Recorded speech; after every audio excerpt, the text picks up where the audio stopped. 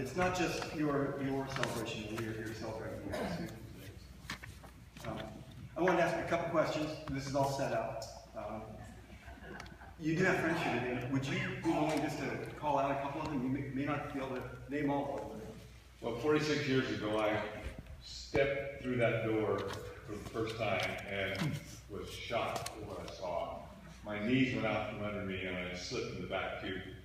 Pastor Peterson was here then, but the church began in the living room of this man right here, Walter Johnson, and Esther in their home in Woodside. So Walter is the oldest living person of us because he was here before we were here. Does that make sense? Before the church started.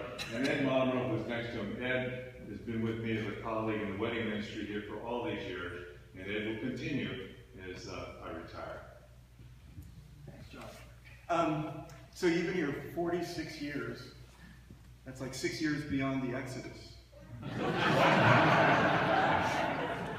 And so you have kind of watched this community over all those years. What would you hope for this community?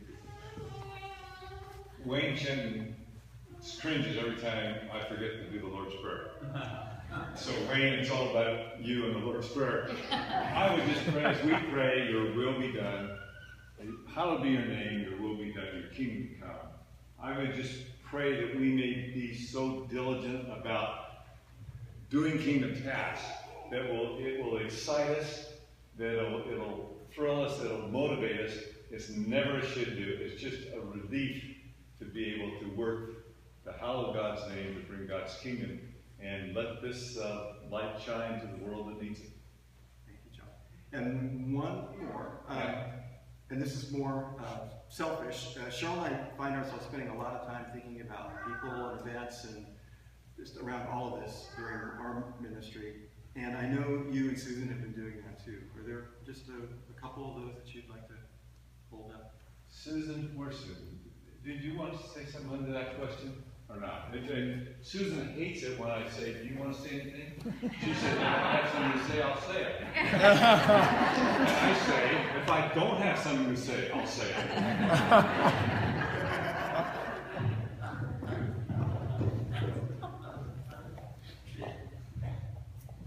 I didn't know if I was going to have an opportunity to share a few thoughts I've had and reflected.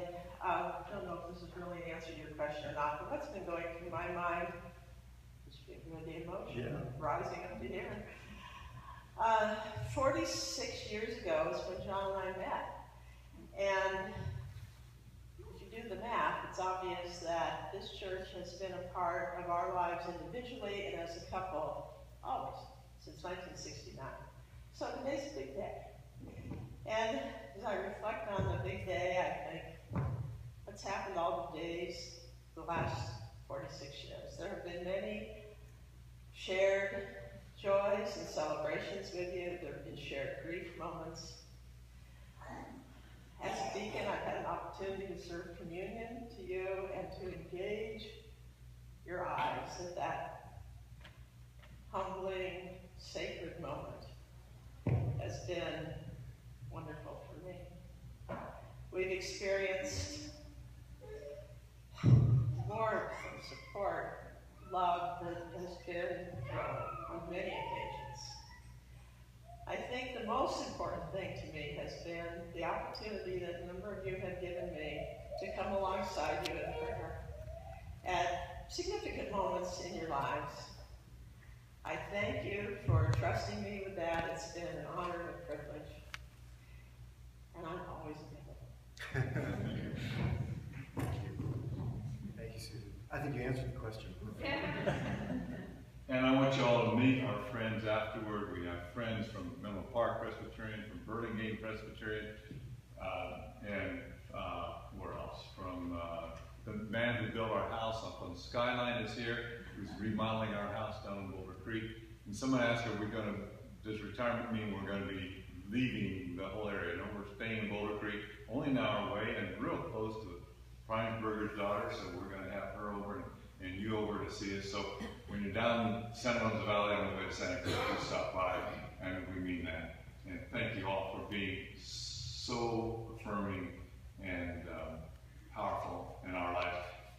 I don't want to say anything more about David, except to say, one time, Mark, there was a congregational meeting, and you asked me to give a prayer. So I walked up here, because David brought Kavika, and I walked up here to give the prayer, and David was sitting here, and I just said, David, do you want to pray? And he was, this big. And so, that's his first act of leading worship. Thanks. I've asked John to read thank you, Susan. Asked John to read the New Testament lesson, so let's prepare.